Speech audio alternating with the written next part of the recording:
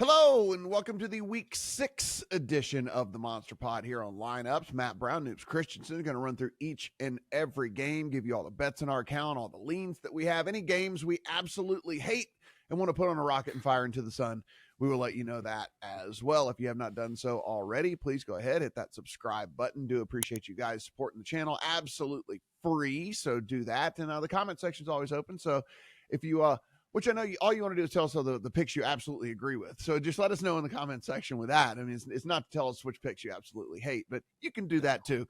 We're here for it all. Noops, let's go ahead and get right into it. We have another London game, and this is Denver and the New York Football Jets, currently 7.5 in favor of the Broncos, 43.5, your prevailing total here in that one. And, you know, you're getting the Jets. I guess there is a world that exists. You just said the Jets would have been the last winless team in the NFL, but coming into the season, there were certainly several teams power rated below them. But here we are heading into week number 6. Jets still looking for that first win. Yeah, you're feeling really good if you had the stones to back the Jets as the last undefeated team or the team with the worst record. I know coming into the season, there was a lot of conversation about the Browns and the Saints and even the Giants. You know, the Jets, we figured with the new coaching staff, they'd be able to figure this out. Well, the schedule just gets tougher. There is just going to be more better teams as we continue to go through the schedule here. So hats off to anybody that did that. As far as this London game, and, I go back to that new coaching staff. Aaron Glenn, I think at some point will be a good head coach, but it's his first year. It's really tough. And these London games are a lot like Thursday night football games where it's not a normal game. It requires a level of preparation that, a new head coach generally struggles with. And we've seen in Thursday night football, fading first-year head coaches is great. And these London games have been pretty good too. So I look at this spot, I think you're looking at a Jets team that is just reeling, that not only comes into a game that's a terrible matchup for them, the Jets really can only run the ball. Justin Fields has made a couple nice throws to Garrett Wilson, but there really is no way for the Jets to move the ball if they can't run it. Enter the Denver Broncos, one of the best run defenses in the league. I think they're just going to be able to stonewall this Jets team. Now, does that mean I want to lay 7 points with the Broncos? Absolutely not.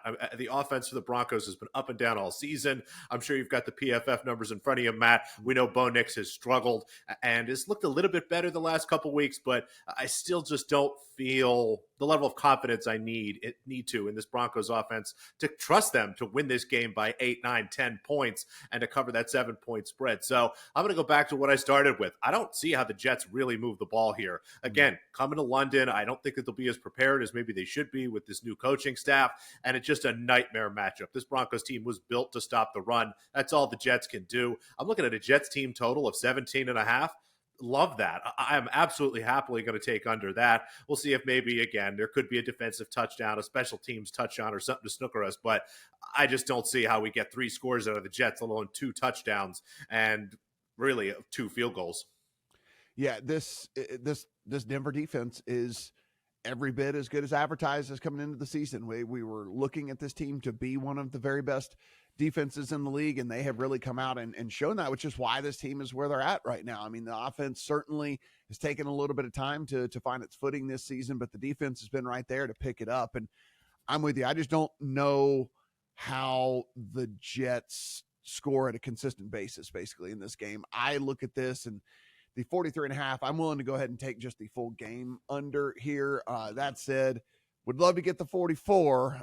Anyone knows that's a key-ish number when it comes to totals and stuff. And so maybe when we get up bright and early on Sunday morning, the late money will come in on the over. We know a lot of people like to bet the overs last minute and stuff. So maybe we can get that 44, get that under ticket in there. But if not, I'll take the under on the 43.5. I don't know how they move against this Denver team. And until I see this Denver offense be able to put it together on a consistent basis, I don't know if they really light up the scoreboard either. So kind of the same mindset here between the both of us, just two different bets. Cleveland is on the road at Pittsburgh. This is 5.5, 6 in favor of the Steelers. 38.5 is our total. We have the Cleveland Browns who have moved on from Joe Flacco. It is definitely Dylan Gabriel from here on out. As we know, Flacco gets traded. And they are coming into a spot in which we will be seeing for the first time in NFL history. There's never been a team that has played overseas, come back, and played the very next week against a team coming off of their bye. And so that is where we are at right now with this Cleveland Browns squad, Noops. And I don't like Pittsburgh as a team. I think a lot of the numbers are kind of fake and smoke and mirrors and stuff, but boy, this is about as good of a spot as you are ever going to get. Yeah, it has to be an historic all-time great schedule spot. But as you like to say at the top of the show, Matt, there are some games we could launch into the sun. This would be on the list for me. I think this game is going to be really ugly. And that is despite the fact that I was impressed with Dillon Gabriel. I thought in his first start against a solid Minnesota Vikings defense, he had some poise. He looked calm. I didn't really see too many big mistakes. Now, the upside's not there. It's a shame. He's just probably a couple inches too short, really, to thrive in an NFL where we've got just these giant linemen, basically. It's going to be tough for him. We'll see if maybe he can watch a little Drew Brees tape and figure out how to move and find some angles. But I was pretty impressed with him. I thought he was solid. We saw Quinshon Judkins just seems to be right away one of the 10 best running backs in the NFL. I mean, just incredible what he's able to do, especially with other teams knowing that all Cleveland wants to do is run the ball. But how do you feel good about this Browns team? I mean, the defense is solid. It's just there's not much to get excited about that they can really do here. At the same time, the Steelers team, they find themselves at the top of the AFC North, I guess by default, honestly. Just a crazy season for them. Again, a huge schedule advantage. We know Tomlin has been good coming off the bye.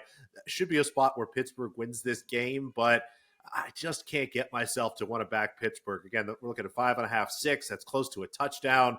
I think this game is going to be really ugly. Both teams want to run the ball. Looks like Jaylen Warren probably going to be back here. Even if he's not, we saw the Steelers love running with Kenneth Gainwell, a really underrated running back who was a backup in Philadelphia for most of his time there, finally starting to get some work. So the more and more I look at this game, the more I'm underwhelmed by the possibility of this being exciting. Was looking towards the under, but a laughably low total. Not quite preseason low, Matt, but 38.5. Man, I was hoping for something that started with a 4. We didn't get it. So I still lean towards the under in a game where I think we're going to see less possessions than we're used to with all the running, all the clock burning, but nothing I can really wrap my head around here in terms of official play. Yeah, it's going to be tough for me to not put at least one of my entries on Pittsburgh in Survivor this week. And it's, again, I'm not in love with this team at all. I think Aaron Rodgers might actually be washed, but you look and it's a week where there's one play that really, really stands out in the form of Green Bay. But outside of that, there's warts, I think, on a lot of the other plays that are out there or teams that I don't have available to me because I've already used them at this point. And so you look at Pittsburgh in this spot where, again, we've never seen this before in NFL history. And they were able to sit back on their couch and watch Cleveland play, knowing they were going to play them, the following week and all that. And so I don't see another spot in which I'm going to really love clicking Pittsburgh. I mean, they do have Cincinnati at home in week 11, but by then, maybe Flacco's figured out the offense by then. He still has 2 of the elite receivers in the game and whatever, and so all that. So I don't know if I'm going to love trying to pick on Cincinnati by week 11. So I think, because I have made the choice since I have multiple entries, that I'm not going to shove all in until I get later on into the tournament. Hopefully I make it that far. And so I'm going to split the entries, I think, between Green Bay and Pittsburgh. And I can't believe I'm saying that. Yeah, and you hit the nail on the head. It's something that we talk a lot about in Survivor. You don't want to limit your options. And part of limiting your options is avoiding picking teams when you have the chance to do it. And you look at Pittsburgh the rest of the way. You're right, they've got that home game against Cincinnati, but they're not projected to be as big of a favorite as they are in this spot here. This is the last time that they're 5.5 close to touchdown favorites the rest of the way. It's just a spot where you're right. If you don't pick Pittsburgh this week, you're not using them for the rest of the year, and it's tough to cross the team off with this many weeks left. Arizona on the road at Indy. This is currently 7.5 in favor of the Colts at home over Arizona, 46.5 to 47. Of course, while we're talking Survivor, the Cardinals break just thousands and thousands and thousands of people's hearts this past week, losing a game that was slapstick comedy as to how they went and lost the game. Of course, the ball gets dropped before the guy crosses the goal line. Of course, we get the snap off the face mask. We get the interception, self-fumble, kick into the end zone, recover by the Titans for touchdown that all led to still the Titans not wanting to take what the Cardinals were giving them. And then finally, the Cardinals just did too much to lose the game and finally gave in, and the Titans end up winning that game. Now they pack up Noops and they have to go on the road to Indy after suffering that type of loss. You got a banged up quarterback as well. Might be Jacoby Brissett. I mean, I agree with this line. Some people are saying, like, I mean, but should this really be on the other side of a touchdown? I'm like, I think so. Yeah, I agree. And I think that even with Kyler Murray in, I think we're still looking at a 5.5, 6 point spread, somewhere in that range. I think that the market is kind of telling us that he is out here. And I wonder, once that official, does this line stretch out even further? Do we see 9.5, possibly 10.5? I mean, with all due respect to Jacoby Brissett, who has had a nice career as a backup and was probably better at football than I ever will be at anything, he stinks. This is not the spot. This is not the team that you want to come in and try to do this against. It's a situation where if you didn't use Indianapolis and Survivor last week, I'm just going to wait. As soon as Kyler Murray's officially out, I'll probably be using the Colts in any Survivor entry where I still have them left. Again, it's them or the Packers really this week. And just this Cardinals team, my God, I mean, how do you come off a game like that? I mean, there's somewhere in the world, Matt, someone who had the Rams plus 3.5 earlier in the year and then probably picked the Cardinals in Survivor last week. And if you're that person, maybe take a break, maybe not, do any football betting or anything like that. Maybe, spend some time outside or with your family this Sunday. It's just been really rough. Now, as far as this game goes, it's going to be rough for the Cardinals too. I just, from a defensive standpoint, I don't see what they're going to do to slow down this Colts team. The only way Arizona is going to be able to be in this game is to either control the ball running, which they're down to DeMercado, their third, fourth string running back. So I don't see how they're going to be able to do that, especially if they've got a backup quarterback in Jacoby Brissett that everyone knows is a very limited passer of the ball. It suddenly turns them into this one-dimensional team. I expect a lot of short drives. That Cardinals defense is going to be on the field a lot. And you've got a Colts team that has scored 28 plus points in all but one game this season, and their team total is 27.5, and it's a cheap 27.5. I'm looking at minus 105, even plus 100 for that number. I love that. I think the Colts can score as many points as they want in this game. Give me a Colts team total over 27.5. If you're somebody out there that builds portfolios in these award markets, there's still a 35-1 out there on Daniel Jones and MVP market. And I know there's going to be a lot of people that roll their eyes and a lot of people that kind of snicker at the thought of Daniel Jones winning MVP. But as we've seen, the Bills are vulnerable. That defense has some problems. And there is a world that exists, Noops, where the Colts are the number one seed in the AFC. Like there's a real chance that they could be fighting for this at the very end. And if that's the case, that means Daniel Jones has kept up this level of play throughout the course of the season. Now, does that necessarily mean he's going to win the award? It does not. But if you have a 35-1 ticket in your portfolio of a few different dudes who actually could come out with the award, it's going to be impossible for you to lose money in a situation like that. I added him a couple of weeks ago, north of 50, and I still think at 35, if you are a person that kind of likes to build a well-rounded portfolio, yep, we got to start taking this Colts team seriously. And we got to understand that there are warts on the Bills where we thought maybe they were just going to cruise to that number one seed. It doesn't look like that's going to be the case. And so no, it's crazy for me to say, but I think Daniel Jones probably needs to be at least seriously looked at if you're building, the portfolio.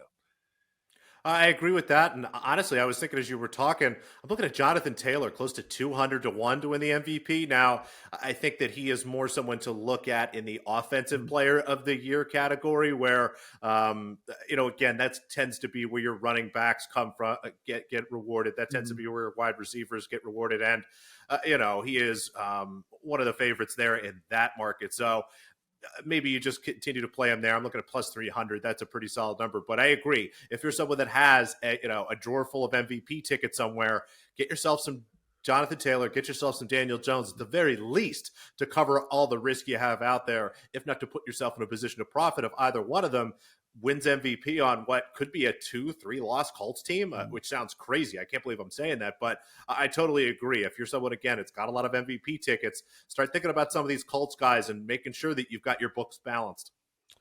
LA Rams are on the road at the Baltimore Ravens, and they are 7.5-point favorites on the road over Baltimore. 44.5 is the prevailing total here in this one. Not going to have Lamar again this week. Still going to be down several starters. might get a couple of guys back on the defensive side, but still going to be missing a ton of different dudes, which is why we're looking at on the other side of a touchdown here. This Ram squad getting really, really good quarterback play from Matthew Stafford so far through the short season. Matthew Stafford, the number one graded quarterback, according to Pro Football Focus. You look at this offense, the way that him and Puka Nacua and honestly Devontae Adams has gelled really, really quick with him.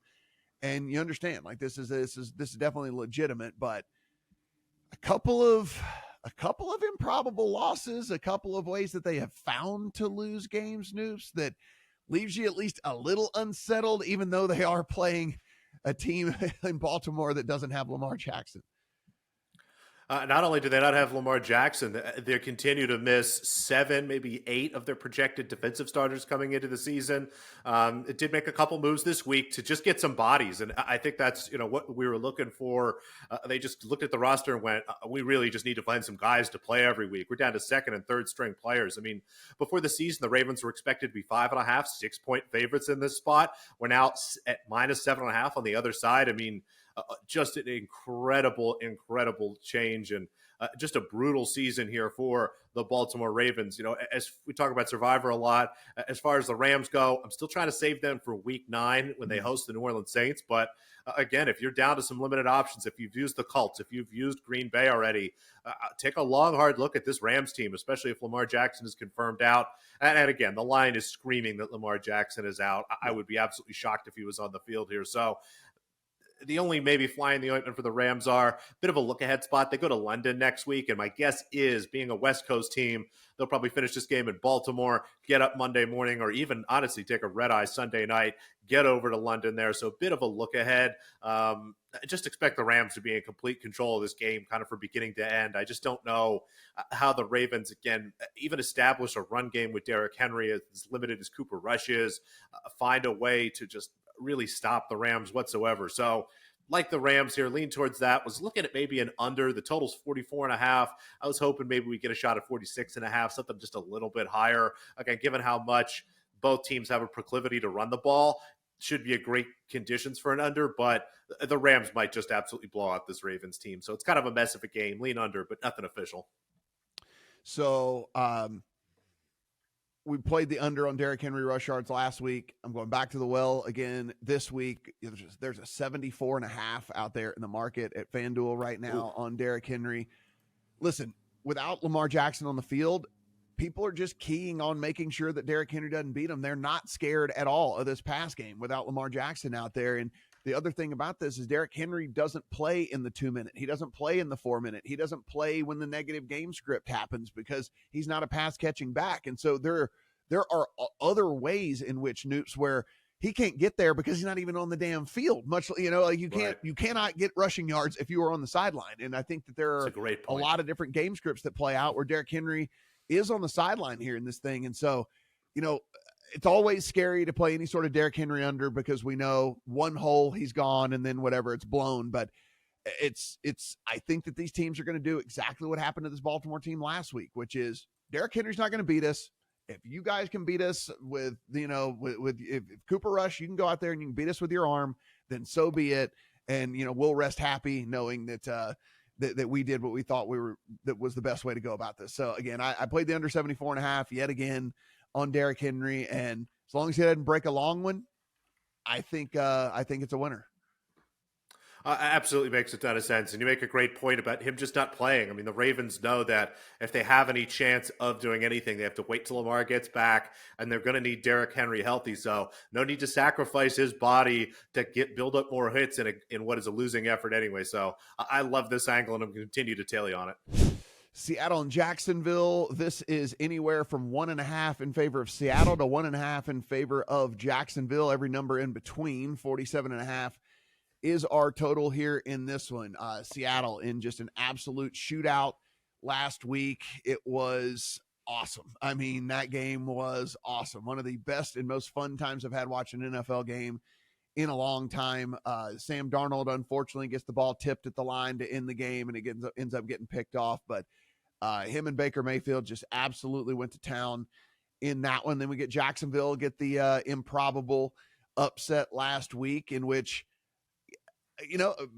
I'll go ahead. I'll raise my hand. I thought that Jacksonville might be a little bit of smoke and mirrors, and I think that they've proven to where, at least on the defensive side, I'm still not sold on the offense, Noops, but at least on the defensive side, it seems like they figure something out. Yeah, I think that Jaguars Chiefs game from last week, it has a chance to be one of the most interesting games throughout the entire season, because is that the inflection point where we acknowledge the Jaguars are good? Or is that the part where we all should have looked at ourselves and went, actually, the Chiefs are kind of bad? It was a mess of a game. The Jaguars lost Brenton Strange. That's a really important piece. I know it's hard to think of a tight end as an integral part of a lot of offenses, outside of Brock Bowers, Trey McBride, some of your top guys there, Travis Kelce, George Kittle, et cetera. But Brenton Strange, one of Trevor Lawrence's favorite targets this season, an incredible blocker, someone that means a lot to that offense. I think that the market may be a little bit behind on adjusting for what his loss means. And again, you look at this Jaguars team coming off the bumble stumble, as I'm going to call it. I mean, Trevor Lawrence literally falls over, is lying on the ground for, I don't know, a second and a half in an NFL game. Just an incredible thing here. So I think we're coming into a week where we should have maybe a little bit of a letdown spot for the Jaguars. I thought Seattle played a great game last week. They just got Baker Mayfield. And, for whatever reason, you get to the fourth quarter, you got to have at least a 2-score lead if you're going to keep Baker Mayfield from doing something crazy. But I continue to love this Seattle team. They're one of the highest rated teams in terms of DVOA and any statistical metric you look at this season. That defense is absolutely stellar, and I think is going to be ready to defend a Jaguars offense that is not as dynamic as the Buccaneers is. And I know the Buccaneers are missing guys, but Rashid White, they still have plenty of wide receivers there. This Jaguars team without Strange, with the way that Brian Thomas Jr. has really struggled this year, they're going to be asking a lot of Parker Washington and guys like that. So I think we're looking at a spot where the Seattle defense could be in control of this game. Sam Darnold has looked really good. I've been really impressed with him and his ability to sort of not just continue what he did last year in Minnesota, but build on top of it. He looks like he's actually getting better week in and week out here. I had the Seattle Seahawks like 2.5-point favorites here, so I'll happily take them on the money line. I'm looking at -105, -110 some places. All those numbers sound good. I think the Seahawks are going to take advantage of a Jaguars team that might be feeling themselves a little too much this week. Yeah, I really wanted to play the Seahawks. I have them power rated, pretty highly, and I think that this team is definitely for real. Injury report scares me a tad. Julian Love, we'll have to see what happens on Friday, but at least on Thursday, Julian Love, Devin Witherspoon, both DNPs on Thursday. We did at least get DeMarcus Lawrence back out there from a full practice standpoint, and also Eamon Worry is out there on a full practice as well. So at least those guys look like they're going to play. But listen, this Jacksonville team is not Baker Mayfield and the Bucs. So I don't know if they'll be able to take advantage of the fact if Witherspoon and Love are out yet again. It's just two really key pieces of that secondary. And Rick Woolen, I might add, is in the concussion protocol. So he's got to clear it before he can get back out there. So that's the thing. That's the thing that has kept me from pulling the trigger here on this one. So we'll have to see what comes out on Friday, and maybe it'll be good news. Maybe it'll make me something feel all warm and fuzzy inside. That's what we're hoping for. That is the hang up, and I agree. That's part of the reason maybe that the Seahawks aren't just 1.5, 2.5-point favorites kind of all over the place here. But I think like kind of what you were talking through and breaking it down, a couple of them look like they're going our way. And even at the way it's set now, I still do have Seattle the better team. So got to stick with the Seahawks. Dallas Cowboys on the road at the Carolina Panthers. This is a field goal in favor of Dallas on the road. 49.5 is our total here in this one. Dak Prescott continues his really high level of play despite CeeDee Lamb not being out there. That being said, not that far off for CeeDee Lamb's back out there, but it does not look like it's going to be this week. There's a lot of injury report, a lot of beat writers who are saying think he's still a week off here for this Dallas team. So it will be the George Pickens show yet again, Noops. Yeah, someone that has a lot of shares of CeeDee Lamb in fantasy, was very excited about that coming into the year, really frustrated. And, at the same time as I wish he played this week, I would rather Dallas just take another week, make sure he's healthy. Let's make sure this is the last time CeeDee Lamb misses a game this season. This could be the silliest game of the week. This game has unlimited potential as far as I'm concerned in terms of how much scoring there could be, in terms of what either team is going to be able to do. The Cowboys without CeeDee Lamb, we thought were going to take a big step back offensively, but they've been pretty solid. I mean, maybe Slowick does know how to put together a game plan here. Dak Prescott having one of his better seasons, I think, in terms of what he's been able to do. Now, again, still pretty limited. No Turpin, no Lamb. They're starting to pick up even more and more injuries there, but it's against the Carolina Panthers defense that cannot stop the run, has been a little bit better in pass protection. I'm sorry, not pass protection, pass coverage, but they don't really have too many guys to cover. It's something that I'm not quite sure matters too much. But at the same time, the Panthers offense starting to look better. Bryce Young taking a couple steps forward over what we saw from him in the first couple weeks. And maybe the Panthers aren't bad, Matt. I don't know. Yeah. We thought for a while they might be the worst team in the league. Maybe they're just not bad. I think anything could happen in this game, and I'm playing overs. I think either team total over is a solid bet, but I'll just take the full game total over here. I mean, it's 49.5. It's one of the higher totals, but I think it should be 52.5, maybe even 53.5. I just don't see how the ball is getting stopped from either defense here. Both teams love to pass. This game should be absolutely electric. Yeah, no, I think the over is the only really look here for me. And I think from what the books are kind of at least showing us right now, if you do like Dallas, you might want to take the 3 now. It seems as if, starting to get some it's moving to 3.5 out for there. Sure. ESPN bet has already moved to 3.5 in their, in the market. So it seems as if people are coming in and starting to back this Dallas team. So if you do want the 3, I would say sooner as opposed to later. It seems as if that the money seems to be heading on the Cowboys side here. Yeah, I agree with you. I think this finishes 3.5 and possibly even 4. The way the money continues to roll in on Dallas, it's a spot where I've heard a couple people saying, and I hate this. We talked about this before the show. It's still too early in the season to get this contrarian in Survivor, but I've heard some whispers of some pretty sharp people thinking about the Cowboys in this spot. Now, I'm not ready to trust them, but I think that speaks volumes. And like you said, if you want Dallas, go now. This number is only moving towards the Cowboys. Yeah, I can't go there, but good on people that can. I just not for me. Chargers on the road at Miami. This is 4.5 in favor of the Chargers. 43.5 is our total. I mean, Noops, this Chargers team is just absolutely beat to hell. Offensive line can't block at all. Now Amari Hampton's gone on IR, so he'll be gone for the next 4 weeks. We're down to our 3rd and 4th string running back for the Chargers. I mean, I know they added Owe this week via trade, but I don't know how up to speed he's going to be on just a few days in that program. So I don't know, man. This is one of the most, if not the most confusing game of the week for me. It really is. Like you said, the Chargers lose their starting left tackle at the beginning of the year, move Joe Alt from right tackle over to left. Joe Alt looks like he's going to miss this game here.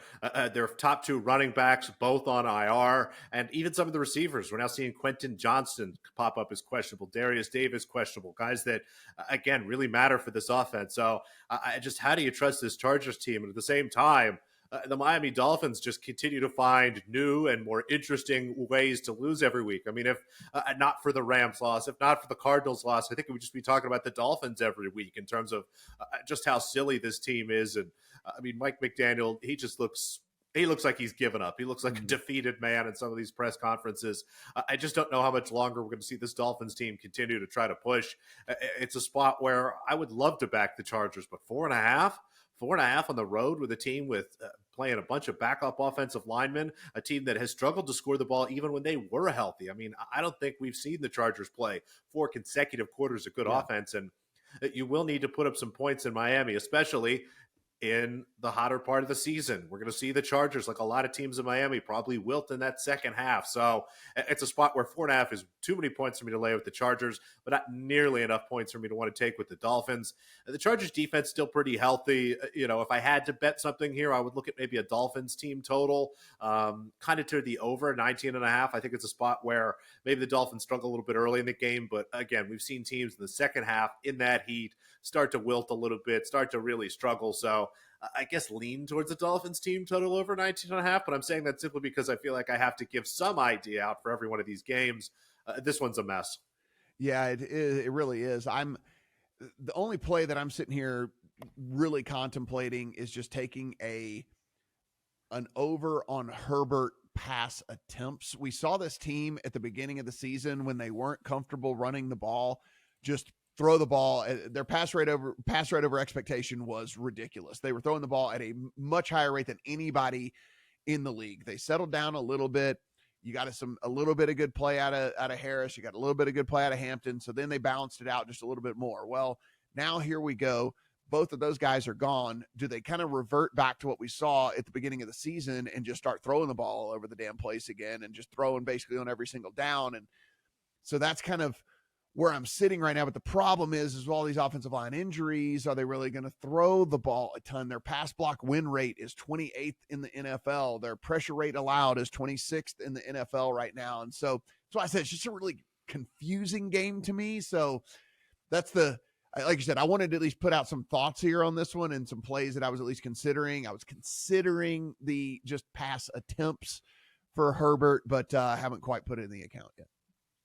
Yeah, that one makes a ton of sense. Again, given how they're going to struggle to run the ball, I would maybe even look at Justin Herbert to score a touchdown himself, to run the ball in. I mean, if they get close, it's not like they're going to really feel strong about Hamani Vidal or Hassan Haskins running it in. So I think maybe we'll see Herbert use his legs a little bit more.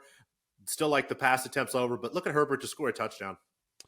New England Patriots on the road at the New Orleans Saints. This is on the other side of a field goal, 3 and a hook in favor of New England.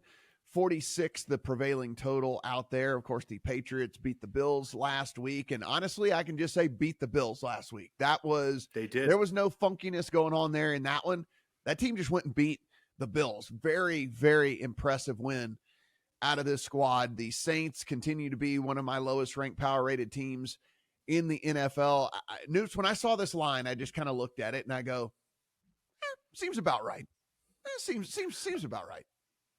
I tend to agree, and it's a spot where, honestly, Matt, I wonder if coming into the season, if I had told you that coming into this week, both the Patriots and Saints would be coming off a win, I think you'd have told me I was nuts. You'd probably had me committed, but New England looked great in that game. Buffalo has the most turnovers that they've had in a game in a long time, but that happens. That's football. And some of those turnovers were generated by the Patriots, punching the ball out, being in the right position at the right time to kind of get that done. And I think you could make a case the Patriots should have won that game by more, even just simply by, instead of kicking a field goal on goal and 1 yard and to go basically at the end of the half, what if they actually try to punch that in with Drake May? I mean, they're going to win that game comfortably. And the Saints, I thought, have looked pretty good last week. Now, it's against the New York Giants, a team that, yes, we saw beat the Eagles on Thursday night. It's starting to look better with Jackson Dart. Still not a good team by any stretch of the imagination, but I think I can say pretty comfortably the Saints are not the worst team in the NFL, which maybe isn't the greatest compliment that we could pay a team, but given what we thought of the Saints coming in, I think kind of speaks quite a bit here. So I look at this game. It's a tough spot for New England. The second week in a row that they're on the road, that's always a tough spot for teams. You see a really down performance generally, especially coming off that big win. And I just think of the way Vrabel coaches these games. And I think back to his time with the Titans. Really loves to run the ball, really loves to grind these games down, create the least amount of possessions possible. At the same time, the Saints have really leaned on their running game. We're seeing not only Alvin Kamara, but Kendre Miller get the ball quite a bit. Kendre Miller have some really nice performances in terms of breaking tackles and stretching runs out here. So I just see a game where both teams are going to be happy letting the clock run down. I don't think we're going to see either team really try to run a hurry-up offense or play with any kind of pace here. I look at this total at 45.5. I was shocked. I was expecting 41.5, 42.5, somewhere in that range. So I will happily take under 45.5. And if you're looking at 44.5, even 43.5 by the time you hear this, all of those are good numbers. I love the under in this game. Yeah, the Saints are dead last in the NFL in explosive plays. They're not scoring quickly. They are not getting chunk plays. If they are scoring points, it's these long, meticulous drives. They have to do it at 4 yards at a time clip, and that doesn't play well for overs either. Noops, like that is if they're just sitting there grinding clock and having to go 4 yards at a time, then I mean, and not only are they last in the NFL, they're last in the NFL by a decent margin, actually, as far as explosive plays. And so they are just getting absolutely nothing as far as 15 or more yards every time that they drop back. And so I think that's a really good look to say, hey, Patriots probably going to run the ball, probably going to have some success there. That defense has played at a fairly high level too so far. And the Saints come meet the Saints, who can't get anything more than 3 and 4 yards at a time that's a clock drainer for sure. No, absolutely. And it's amazing that the Saints have the fewest explosive plays. Rashid Shaheed, I think, has had 2 touchdowns of 40-plus yards. One was like 82 yards or something last week. So to be dead last despite having a couple really big, long plays is kind of impressive almost in a way. Yeah, it really is.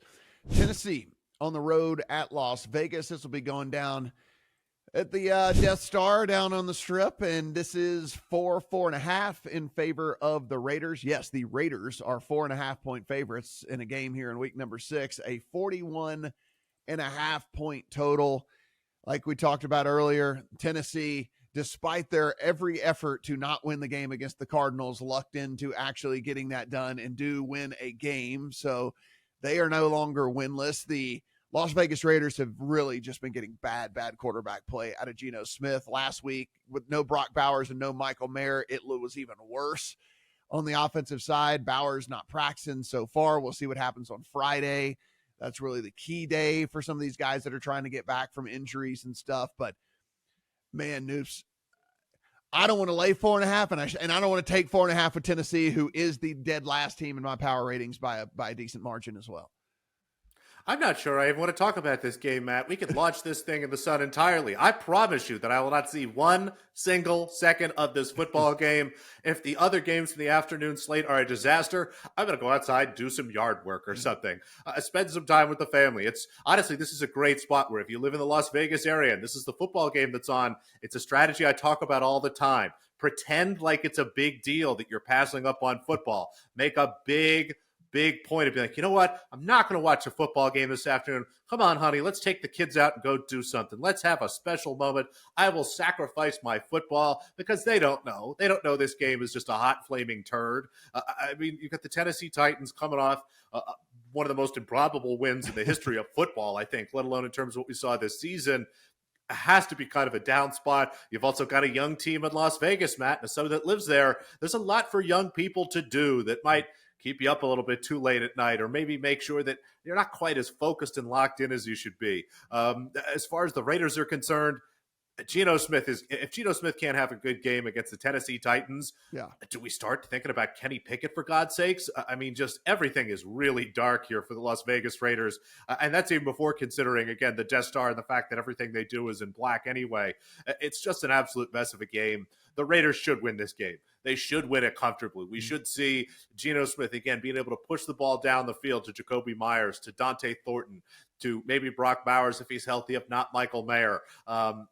It should be a great running game for them. They should be able to do whatever they want, but we've said this a couple times. It's not like this is the first game the Raiders have had where they should have had a decent performance. If the Raiders can't win this game by close to a touchdown, if not more, we need to start talking them, I think, in the same breath as this Titans team in terms of the worst teams in the league. So a lean towards the Raiders, but like you said, no way am I putting any money on this game. League leading 9 interceptions for Geno Smith through 5 games. He leads the league in turnover-worthy plays and turnover-worthy play percentage as well. He is, according to Pro Football Focus, the second. Well, I mean, at this point, I guess you could say last, because Jake Browning is actually the last graded passer in the NFL, but he just lost his job. So of the people who still have their job, Geno Smith is the lowest graded passer through 5 weeks. That said, Titans should be able to cure all. I mean, it is a bad defense. It is a historically bad defense. And so I'm with you. It's kind of maybe I hold my nose and play them in like a contest or something like that, but I don't know if I can put my hard-earned money behind it, because then I'm going to feel stupid when Geno throws 3 picks and one of them goes back for a touchdown and one of them equals a short field and they lose by a field goal. And I'm going to go, well, why'd you bet him anyway? Like, what were you thinking? You know? You never feel good about betting the Raiders in this spot. It's the classic betting on the favorite problem where if they win, they were supposed to win. If they cover, they were supposed to do it. You never feel good at any point during this game. You just maybe don't feel bad. Exactly. San Francisco 49ers on the road at Tampa Bay. So they will be flying across the country, taking on Baker Mayfield and company. Bucks going to be 3-point favorites there in that one as we sit right now. 47.5 is our total. I will say I'm curious as to what happens with this one when everything becomes officially official. But as we were on As we were recording here, Noops, it comes through Chris Godwin, unlikely to play for Tampa Bay. We know Mike Evans won't be back this week either, so it could just be the Emeka Egbuka show going on down there in Tampa. This might be, a prop opportunity. If it's not Egbuka, maybe it's Kate Otten, maybe it's, some sort of something like that to fill that gap. And then there's just a ton of injuries still on the San Francisco side. Ricky Pearsall doesn't look like he's going to be back. We don't know about Jennings. We don't know who's even going to be playing quarterback. It's just a very, very weird game. Yeah, it's the strangest part about the 49ers is I feel like Kyle Shanahan's having more fun this season than he's had in a long time. Just more of a challenge for him to figure out how to take whoever's playing every week and find a way, to squeeze juice out of the turnip, if you will. I thought their performance against the Rams last week was great. I mean, they came out, controlled that game basically all the way through 4 quarters there. They come in this week, extra rest. That always helps. Played on Thursday last week, so about 2-3 more days of rest. But again, going west to east, we know how tough that is. A little less difficult because this is a later game as opposed to an early game. So, they're going to be playing at a time their bodies are generally used to. At the same time, I look at this Tampa Bay team. I am so impressed with the way that this team is able to problem solve, has been able to work through all the injuries so far to continue to win games. I wonder how good the Buccaneers are going to be when they're healthy. I mean, if Mike Evans comes back, once they start getting some of these linemen back, they get Bucky Irving back. I mean, this could be the best team in the NFC. We'll see once they're finally healthy here. And this is a game where, we don't talk a lot about correlation, but I think this is a spot where if the 49ers are going to win and cover this game, it is going to be an ugly, low-scoring game. If the Tampa Bay Buccaneers are going to win and cover this game, it's going to be with a lot of points and things like that. So I think this is an opportunity where you take a look, and if you like the Buccaneers, play some over. Maybe even put the two together in a teaser. And I know teasing total is not always the best thing to do, but given the style of play here and the way more and more as I look at these games, as I run them through my numbers and my models here, it's Buccaneers in the over, it's 49ers in the under. If I had to pick one of those two, lean towards the 49ers in the under. I just think, again, San Francisco here, it's so tough to power rate them with all the injuries and the Kyle Shanahan's ability to just continue to find a way to put together offensive game plans that work here. So lean towards the under, and the 49ers would put those two together. But I think this might be the most fascinating game of the week. I like what you said because it gives me it's a perfect segue into how I did play the Tampa Bay Bucks, and I'm going to take some futures out on the Tampa Bay Bucks because if you look, the step number one is just to make the playoffs and get in the tournament and see what happens from there. Unless something just crazy haywire happens, the Bucks are going to win that division. So you're getting a team right now that you are pretty likely is going to win their division. So they are pretty damn likely to be in the playoffs. And we can say that even here in week number 6, they're finding ways to win games, even all banged up. And like you said, assuming health a little bit later in the season, this could be one of the best teams in the NFL. So I'm getting a team that is going to win a division at 25-1, to win the Super Bowl. I'm getting a team that is probably the worst version of itself today and still finding ways to be very competitive and win games. And I'm assuming that they're going to be a better version of themselves by the time that all of this ticket manifests and comes to fruition here. So I played some futures on Tampa. They're going to be in the tournament. And so that's step one. Step one, be in the tournament. Step two, I can't control, which is, hey, I need the injuries to work out for them. But hell, Noops, when we're betting futures, we're always rolling the dice on what injuries are going to look like come, playoff time and Super Bowl time and all of that. So I'm going to assume they get healthier. I think the price is too long on a team that is very, very, very likely to win the division and get into the playoffs. I love that. And I'll have another one here for you to add into your portfolio. Our friends at Caesars are offering the Tampa Bay Buccaneers to be the number 1 seed in the NFC at 5-1. They've already beaten the Eagles, Matt. They host the 49ers this week. That's the other team that is competing with them for the 1 seed, and then go to Detroit the following week. If they can win these next 2 games, that gives them head-to-head tiebreakers over the other 3 teams that really have a chance of being number 1 here, as well as slapping a loss on all of them, turning them into 2-loss teams, which gives them only 1 loss. And again, what effectively would be a 1.5 game lead over everybody. I would consider adding that a little bit. I love the way you're thinking. There is just nothing but upside in Tampa Bay this season.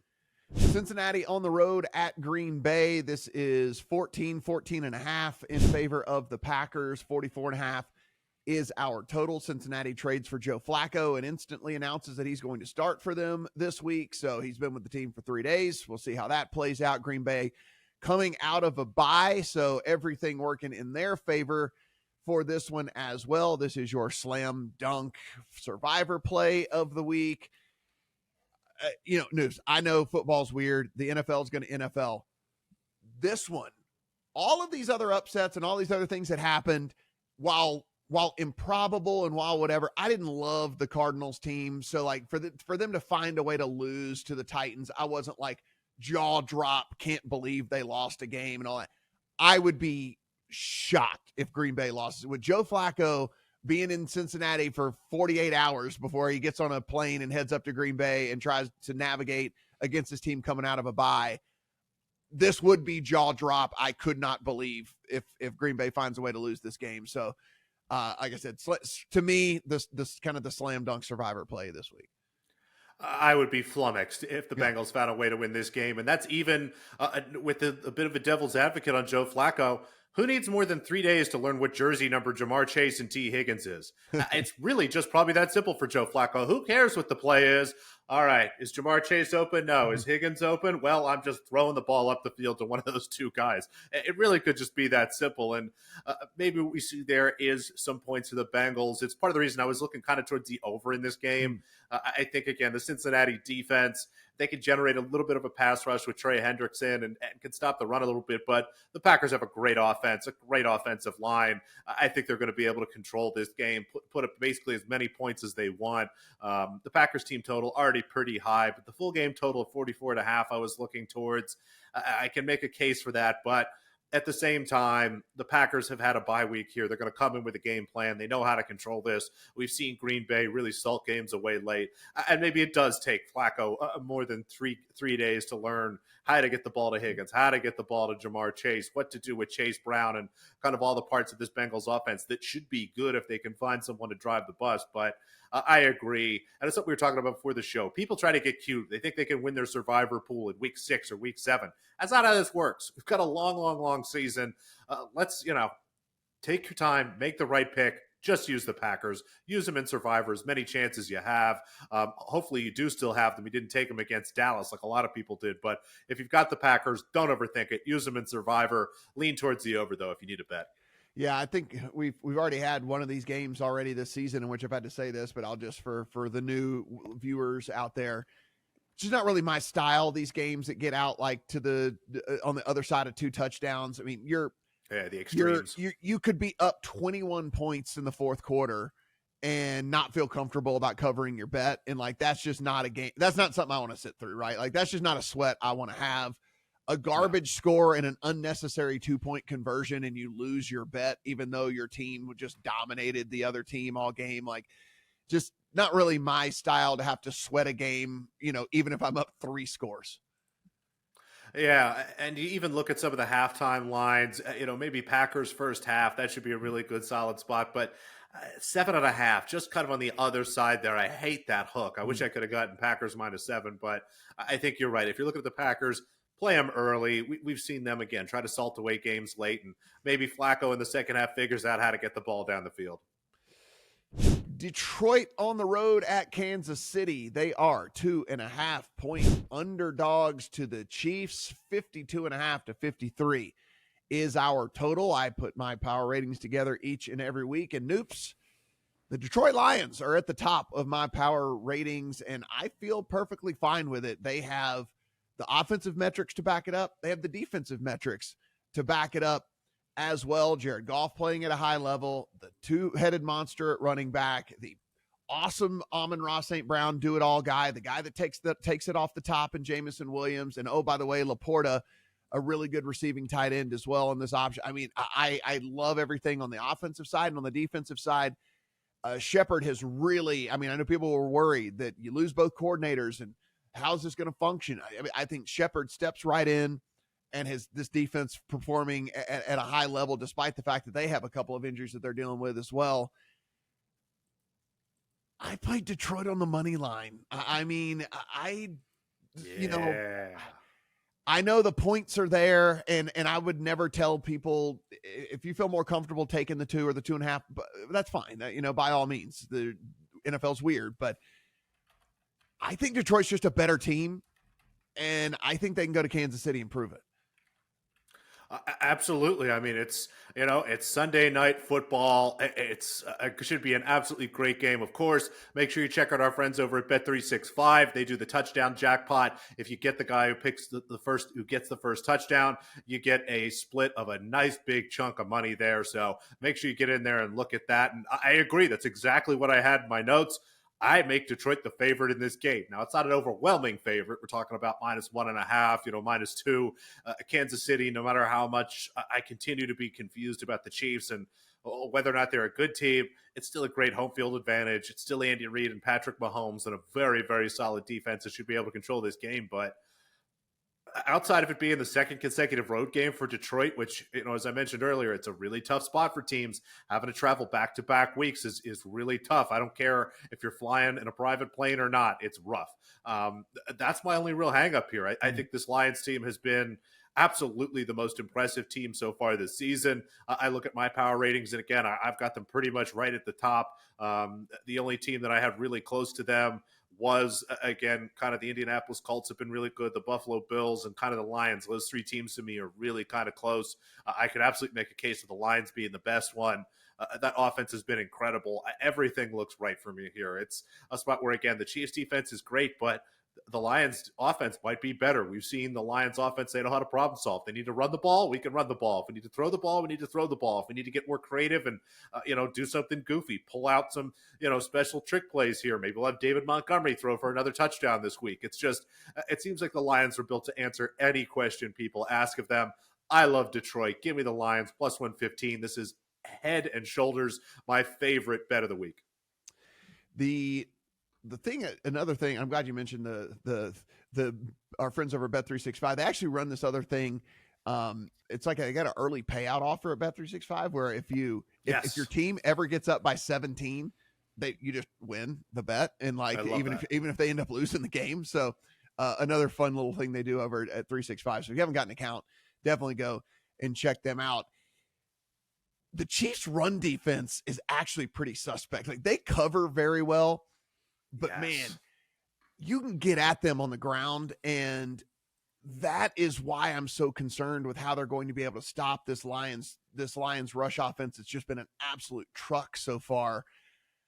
I feel like they have some really, really good success on the ground here, and almost, dare I say, bully that defense for the Chiefs a little bit with what they can do on the ground. And so I think that's a much more high probability way for them to win this game. And I think that's what they're probably going to do. If you look at this Chiefs team, I mean, they faced Jalen Hurts, Russell Wilson. They got some Cooper Rush as well, in there, Trevor Lawrence. I'm not arguing with the advanced metrics of what they've been able to do so far, but are they really great at covering? I don't really know. I mean, it's Jalen Hurts, it's Russell Wilson, it's Trevor Lawrence, it's a little bit of Cooper Rush whenever Lamar got hurt and all of that. I don't know. I think this is where and they might can prove it to me on Sunday Night Football. And if they do, then I'll come in here and next week I'll say, okay, there it is. And they proved it to me. But I need to see it with my own eyes with an actual good quarterback and an offense that functions at a high level on a consistent basis, that this team is as good as the numbers say right now from a coverage standpoint.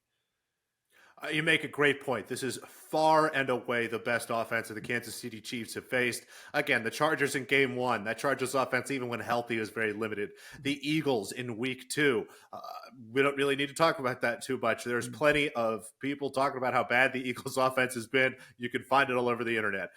The New York Giants, still Russell Wilson, I believe, playing in that game. Yeah. Even if it was Jackson Dart, again, not a dynamic offense. The Ravens missing Lamar Jackson. And then you've got the Jaguars last week who, again, none of these teams are anywhere near as good as the Lions. And I like what you're saying about the run. Can I interest you, Matt, in a same-game parlay here? We take the Lions money line, Jahmyr Gibbs to score a touchdown, and David Montgomery to score a touchdown. I'm looking at +450. I am absolutely putting that in my account. I think that is fantastic. I like to tell the story, and we tell the story in the same game parlays for something that we believe is a likely outcome, and I think that is a perfect look for sure, guys. If you have not done so already, Noops puts up articles over on lineups.com. Go take in what he has to say this week, and this channel absolutely free. Go ahead and hit that subscribe button. Let us know in the comments section what's your favorite bet of the week. What's your survivor play? How are you going to go about some of these games from a player prop standpoint? We'll take a look as always. For Noops, I am Matt. Good luck on all your week 6 bets. Bet $5, get $300 in bonus bets, win or lose, with Bet365 Sportsbook. Gambling problem? Call 1-800-GAMBLER, 21 plus only. T&Cs apply. In-app only.